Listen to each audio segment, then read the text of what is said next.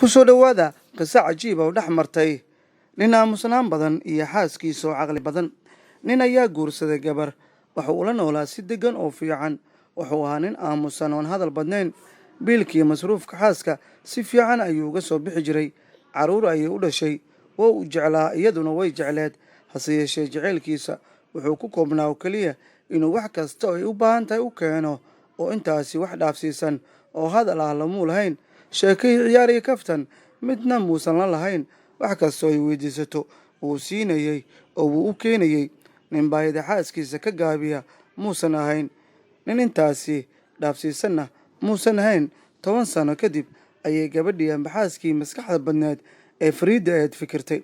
waxayna samaysay maalin maalmaha ka mid ah in isagoo shaqadiisa u sii tegaya waxay siisay canjalad waxayna ay ku duuban yihiin. waxayna ku tiri, markaad sii socoto sii dhegeyso canjaladaasi.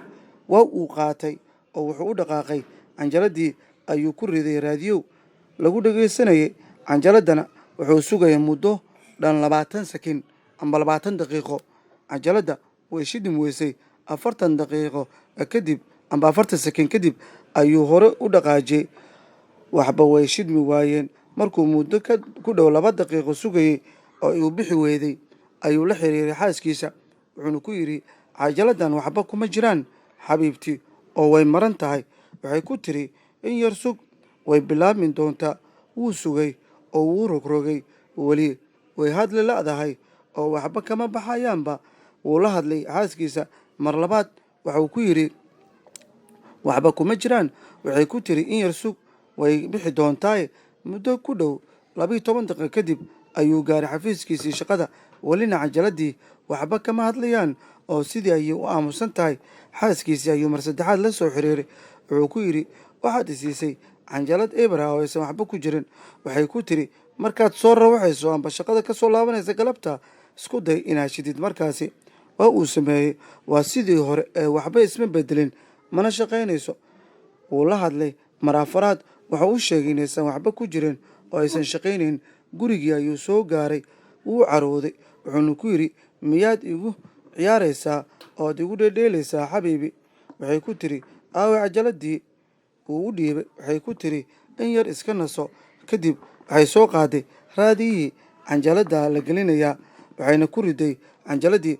waxayna ku tiri, kaalay oo dhegeyso. wuxuu u yimid. waa uu sugay daqiiqad. waa sidii. haddana waa uu sugay 2 daqiiqo iyo bar. wuxuu ku yidhi, soo ma arkaysid inaysan waxba ku jirin oo ay aamusan tahay cajaladu? waxay ku tiri, in yar sug oo sabir. waa uu sugay 5 daqiiqadood. waxbay kama soo baxayaan. sidii ay u aamusan tahay. mar kasta waxay leedahay in yar sug oo sabir. markii dambe ayuu ku yidhi, miyaad igu ciyaaraysaa? maanta oo dhan ayaad leedahay sug in yar oo sabir. waxay ku tiri, in yar oo sug oo sabir. wuxuu ku yidhi, ma sabri karaayo intaasi ka badan. kadib xaaskii Fariida ahayd intay soo jeesatay raadiyihiina demisay oo cajaladii ka saartay ayay ku tiri, xaajigaygaan jeclaayow, ma karaysid inaad u sabirtid canjalad maran oo saacad barkeeda? aniguna waxaan kuu sabrayay 10 sano adigoo aamusan. ninkii wuu fahmay ujeeddada xaaskiisa ka lahayd cajalada maran. wuuna hagaajiyey nafsadiisa. xiriirkii maskaxdiisana wax buu ka bedelay. xaalkeediina wuu isbedelay.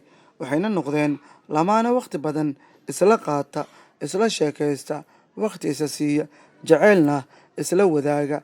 halkaasina ay ku dhammaato kala qobqobnaatii iyo inaan labadaasiba aysan afkaar, jacayl iyo erey naxariisba aysan isdhaafsan, balse nolosha gurigooda keliya ay ka wada shaqeeyaan. waxaana xubintan aba barnaamijka idinla socodsiinayay wariyaha arrimaha bulshada Gacal Ayman.